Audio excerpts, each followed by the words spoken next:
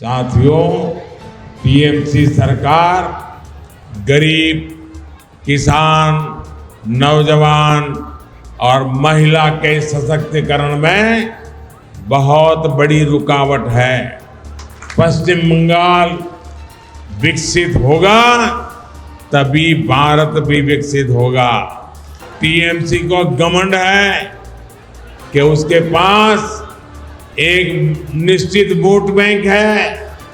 इस बार टीएमसी का ये घमंड भी टूटेगा। पश्चिम बंगाल के संदेश खली का गुनहगार शेख शाहजहां पकड़ा गया है। पिछले कई दिनों से ममता दीदी इस गुनहगार को बचाने की पूरी कोशिश में जुटी हुई थी। उन्होंने साजिश कर उसे भगा भी दिया था, लेकिन ये नरेंद्र मोदी की गारंटी है, गुनहगार को बख्शा नहीं जाएगा। और वही हुआ, शेख शाहजहां पकड़ा गया है और अब उस पर मुकदमा शुरू भी हो गया है। दोस्तों, नरेंद्र मोदी जी ने अपने भाषण के दरमियान ममता दीदी को खुली चुनौती दे दी है। इस बार लोकसभा के 2024 के चुनावों में पश्चिम बंगाल के मतदाता टीएमसी का और ममता बनर्जी का घमंड पूरी तरह से तहस नहस कर देंगे, ये विश्वास नरेंद्र मोदी ने जताया है। आइए देखते हैं अपने भाषण में नरेंद्र मोदी जी क्या कह रहे हैं। साथियों, टीएमसी सरकार गरीब, किसान, नौजवान और महिला के सशक्तिकरण में बहुत बड़ी रुकावट है।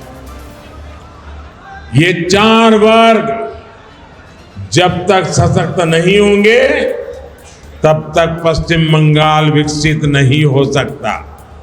इसलिए आज केंद्र सरकार गरीब, किसान, नौजवान और महिला सशक्तिकरण पर सबसे ज्यादा जोर दे रही है। ये भाजपा की ही सरकार है जिसने नारी शक्ति वंदन अधिनियम करके लोकसभा और विधानसभा में महिलाओं को आरक्षण दिया।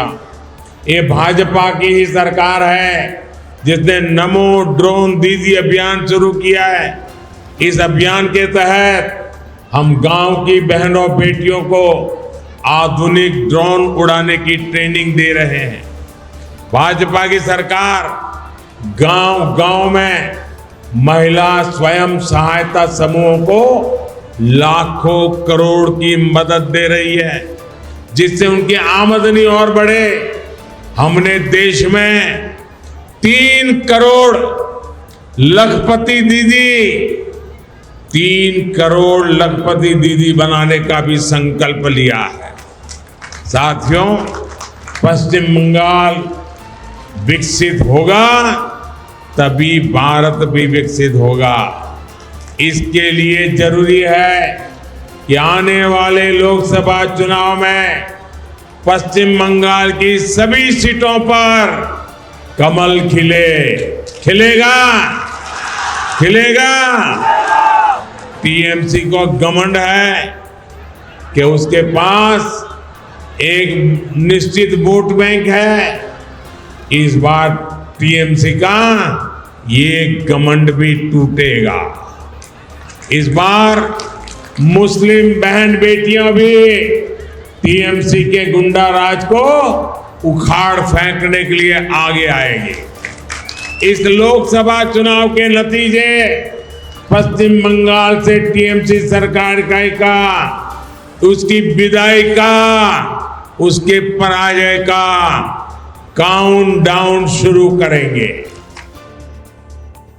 देश का हर नागरिक, हर मतदाता, हर युवा यही चाहता है कि हमारा देश दिन ब दिन तरक्की करे, हमारे युवकों को अच्छा रोजगार मिले, अच्छी शिक्षा मिले। लेकिन इसके लिए एक मजबूत सरकार का होना बेहद जरूरी होता है। ऐसी सरकार जो हमारे हित में, हमारे फायदे के लिए काम करती रहे और हमें आगे बढ़ने का मौका भी दे। दोस्तों, पिछले 10 सालों में नरेंद्र मोदी जी की सरकार ने जो भी काम किए हैं, क्या आपको उनके ये काम पसंद आए हैं? आपकी राय हमें हमें कमेंट बॉक्स में जरूर बताइए। हमारा कमेंट बॉक्स आपके प्रतिक्रिया की बहुत आतुरता से प्रतीक्षा कर रहा है। दोस्तों, आपको क्या लगता है इस बार 2024 के चुनावों में नरेंद्र मोदी जी के नेतृत्व में भारतीय जनता पार्टी देश भर के लोकसभा चुनावों में कितनी सीटों पर विजय प्राप्त करने वाली है? आपका अंदाजा हमें कमेंट बॉक्स में जरूर बताइए। और यदि आपको लगता है कि इस बार भी नरेंद्र मोदी जी की सरकार स्पष्ट बहुमत से अपनी सरकार बनाने जा रही है तो कमेंट में जय श्री राम